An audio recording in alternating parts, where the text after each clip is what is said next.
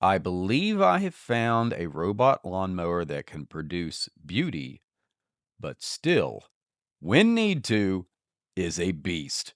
We're going to go over this in this video. And Yarborough has reached out to me, and I am going to take a look at their Yarborough mower. Now, this came in 4 boxes. It is the only robot lawnmower that I'm aware of as a modular design. In other words, it has a unit that actually has attachments on the front. Those attachments include a snow thrower, a leaf blower, and we're going to look at today the mower. It comes in 4 boxes. It is a very heavy unit. However, by the way, that one's the battery. It has its own replaceable battery. It's fairly easy to replace, and it does 6, yes, 6 acres.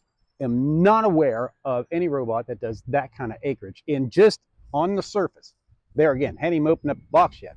But on the surface, this is probably the closest thing to replacement of a riding lawnmower that you could possibly get because of the modular design. And when you look at riding lawnmower prices compared to this one, they're pretty much the same, and you're not having to do the work. In addition, if you also think about it, with these the attachments for the snow thrower, you're not out shoveling snow in all kinds of weather, and particularly for those of you who are a little older, you're not shoveling heavy snow and potentially all the risks for that for your ticker. So, pretty excited about opening the boxes, taking a look at this lawnmower. I'm going to show you on a fine turf area. We're going to look at the stripes and how it does on a fine turf area.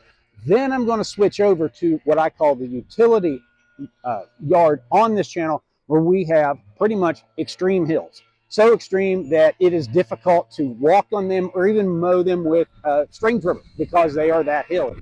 We're going to take a strong look at this lawnmower. I'm going to take it through its paces, show you all the functions of it. I'm pretty excited about it, as you may know.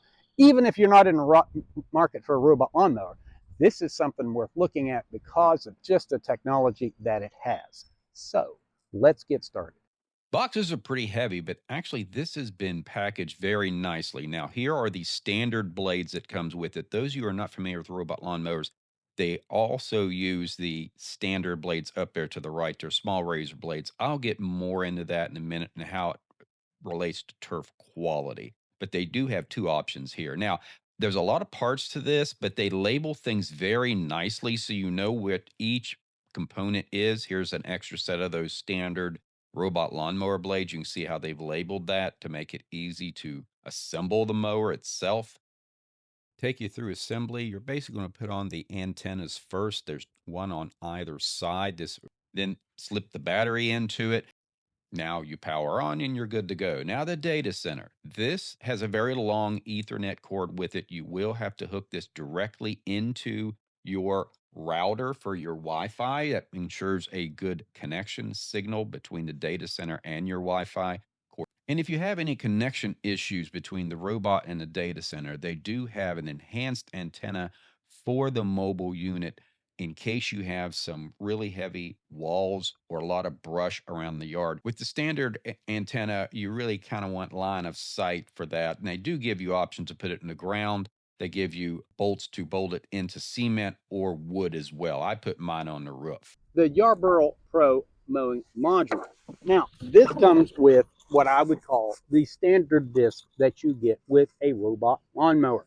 They have the blades on them that look like this. I know they don't look like much, but they actually cut very well. They are very thin, stainless steel, very, very sharp. And the reason why I would recommend these for fine turf areas like this, when you have a robot lawnmower, you should try to mow at least 3 days a week. The reason being is if grass gets too tall, it has a tendency to kick in the avoidance system. Then you have to reduce the avoidance system to where tall grass, it'll think it's an object to mow around. So you don't want that. In addition, from a turf health standpoint, the more frequently you mow grass, the more horizontal growth you'll get out of it, believe it or not.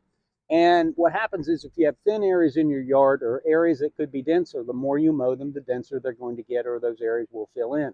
In addition, on golf courses, for example, we have reel mowers, cut R-E-E-L, not R-E-A-L. So anyway, we have those cutting the tees, greens, and fairways, as many of you golfers have probably seen, I'm sure. What you get out of a reel mower, it basically cuts it like scissors. The blade comes by and clips it over a bed knife, acting like scissors.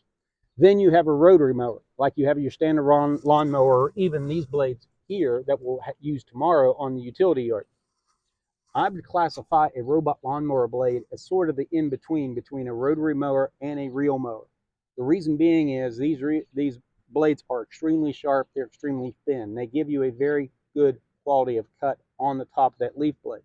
Very similar to if you were to cut your finger with a box blade or a very sharp knife, for example, versus a paper cut. Paper cut hurts, takes longer to heal. If you cut it with a knife or a scalpel, for example, it heals very quickly and there's less possible of infection. In our case, on turf grass, one, you're losing water, okay, when you have the more that leaf tip stays open, particularly during the summer. In addition, because it takes longer to heal, pathogens can get in. So this will, robot lawnmowers, why I'm kind of big on them, and I've done a lot of reviews. This is probably my 11th or 12th brand that I've done. But this is why I'm so interested in using robot lawnmowers myself and excited about this one. So you get a better quality cut, better turf grass.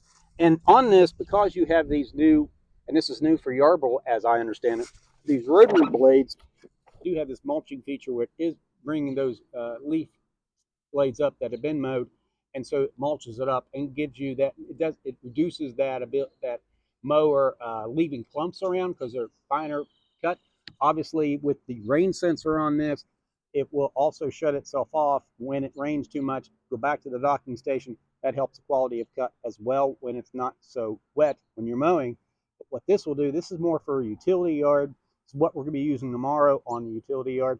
But that will go through the thicker stuff, the broom sedge, and the really thick, more wiry stuff that you would have. So, but on a fine lawn, I would go with the standard mower. I call them kind of razor blades. The standard blade you would have on a lawnmower.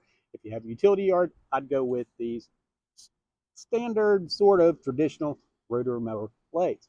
You have that option on the Yarbo Pro. Now, while we're watching on the fine turf area here, let me go through a few features of the app so you know what all you can actually do with this and the level of control that the app actually gives you. Here's the map, and you can go in here and you can adjust the speed of the mower. If it's a little denser turf, perhaps wet, you want to mow a little slower. You can also go into obstacle avoidance. Most of these, about all these lawnmowers have excellent obstacle avoidance. I usually keep mine down low. Here's a mowing height that goes clear down to about 3/4 inch, clear up to 4 inches. Gives you a lot of option there. And you can set that. In addition, you can set a target. So if you're wanting to lower the mower height, I'll show you here on this utility area a little bit. It'll actually mow higher and mow on down. Here's the patterns, and you can see the outstanding stripes that this mower gives you. Gives you a lot of options of types of stripes that you can put in your yard. I like the adaptive for large lawns, and what it will do, it will mow more efficiently. So it won't, if you have a very narrow yard, it will mow it along the longer path of it instead of just going back and forth and spending all the time turning. Have total control over that. You can also control how much it overlaps from the previous pass. That will actually narrow or widen the stripes. Also give you a better quality cut if it overlaps. You may get that the grass is tall, misses. Now, here's what the yard looks like when it was completed. So give you an idea what the stripes look like.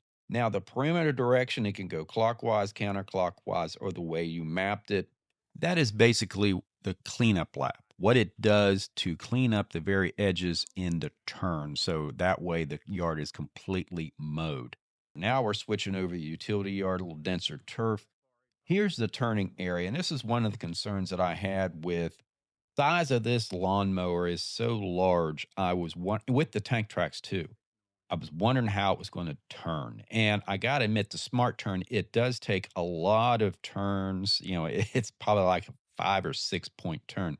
So it is delicate in those finer turf situations. But there again, you have those options to go to a U turn or a zero turn if you want to. I'm not a big zero turn guy.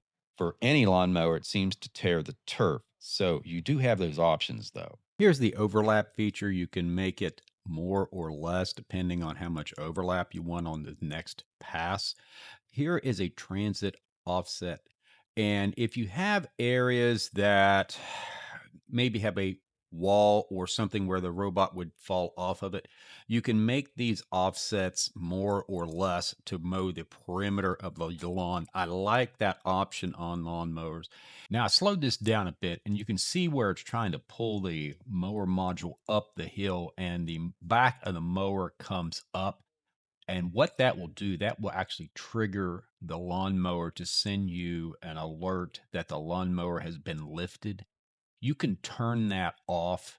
And if you don't turn that off, it will stop until you turn it back on.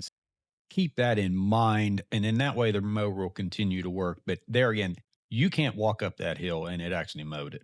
And this is in the wet. I wanted to try it with the turf being very tall in the wet. You see it struggling a little bit, but there again, on hills, this is a very, very good performing lawnmower. As far as the edge mowing, and this is one thing oftentimes robot lawn mowers miss the edge. You can go ahead and put this for 2, 3, or 4 perimeter laps. You can put a buffer on it if you want to, if you have hazardous areas, you don't want to go too close. There's the no-go zone buffer. If you have an area, you establish a no-go zone like a landscape bed. You can actually extend it beyond the boundary to make sure you're getting that overlap that you want. You really have control over this, complete control over how this lawnmower is going to do the edges of your lawn. Here's a really neat feature. It has 4 cameras all the way around it. So if you are away and it does happen to get stuck, you can actually look and see where it is on the lawn. It's really an interesting feature. And there again, if you're at night and somebody's wandering around your yard, you can actually put the camera, drive the rover over to it and see what's going on. Can also manually control the robot either mowing or just going around the perimeter in the lawn. You can also send it back to recharge on this. Of course, stop mowing. You can clear errors here in this specific area of the app. Now, I did manually control it. This was the heavy brush area that I was really excited about putting these standardized blades on and seeing how well it performed. There again, I've actually established this area, but I wanted to drive it around manually myself, and that's one of the things I do like about this is you could actually manually drive it, and it handled this very well. This is fairly rough terrain, heavy brush. The thing I like about it is you can actually put that avoidance system and the bumper system, change the sensitivity of it so you can go over areas like this. Some of these other mowers that you have, specifically like the Limo one, its bumper kicks in. It's very difficult to do heavy brush with it. And this is heavy stuff, obviously, as you can see. So I was really impressed. I'm going to speed this up a bit so you can see how it works. It got into one area where it got stuck, but I was able to work it out fairly easily, but really impressed with the heavy brush performance of this. It really did act like a bush hog. The blades didn't get stuck on anything. They continued to rotate. That's another thing I've seen with some of these heavy duty robot lawn mowers are the blades. Once when they hit something that's got any level of resistance, they do stop. This one was powerful enough to keep going and really get this brush knocked down.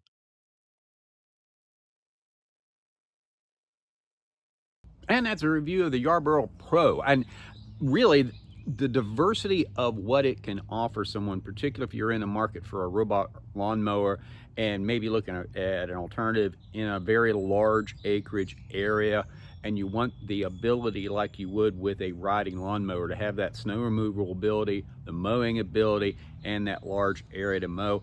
There again, with that data center, you are going to have that with line of sight, or you're going to have that enhanced antenna if you really have some complex trees, walls around your yard. That's the only issue really I had with it. Other than that, it was a great lawnmower, very powerful, and would be a good buy for someone that is looking for that type of environment. So anyway, I'm agronomist Greg Phillips, and I appreciate Yarbo sponsoring this video and providing the mower for me to take a look at for you and help you with your buying decision with all these robots out there. But this one's a really unique one. I've not seen one like it on the market.